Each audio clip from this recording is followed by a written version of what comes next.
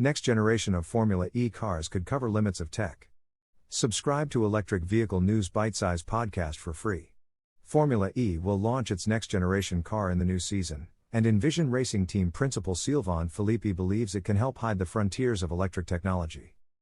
The all-electric Formula E racing series will be refreshed next season as the team prepares to bring the next generation, Gen 3 cars, into the race.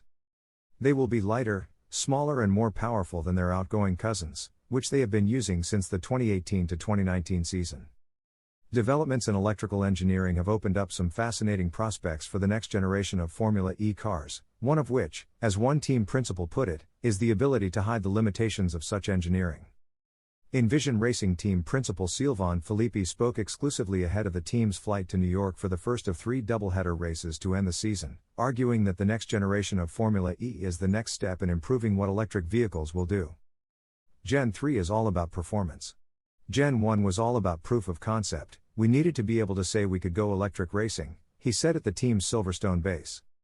It provided a starting point that was not ideal, with 2 cars per driver. Gen 1 cars featured mid-race car swaps for drivers as the batteries could not last a full race distance. Gen 2 was to really show the range, to say we've doubled the amount of energy in the battery, that the power and efficiency are going up. Gen 3 is really going to take it to the next level on performance, another 100 kilowatts of power, a car that is 60 kilograms lighter and in motorsport terms is huge, it is gigantic. The next step, for the Gen 3 Formula E car, is to really show you can almost disguise the limit of what you can do with electric technology and the direction that you can take it. We said now was the time to ensure the car was light, powerful, small, nimble, all the things we think an electric car cannot be, and then demonstrate that with a very high level of performance. The next generation of Formula E cars will increase power from 250 kilowatts to 350 kilowatts, and these cars have no rear brakes at all, which is what Regan is capable of.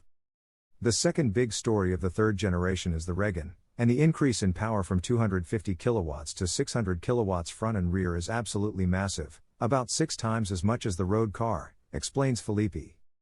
It means the deacceleration through the electric is all the deacceleration you need. You almost don't need brakes, which is a very exciting innovation for Formula E cars of the future. Optimizing and trying to maximize the Regan for braking is challenging, so to make it controllable for the drivers. It has very different energy profiles, very different Regan profiles, and so basically we have to rewrite all the software on the car. It was the same for Gen 2, but on another level. Of course, regardless of the fact it is a new powertrain, it is a new race car, and so you have to rediscover everything, different chassis, different handling characteristics, and different vehicle dynamics. But that is good, we like the challenge of pushing the tech. The next generation Formula E car will undergo official preseason testing later this year ahead of its launch for the 2022-23 season. Please give Electric Vehicle News Bitesize podcast a 5-star review to help us grow our audience.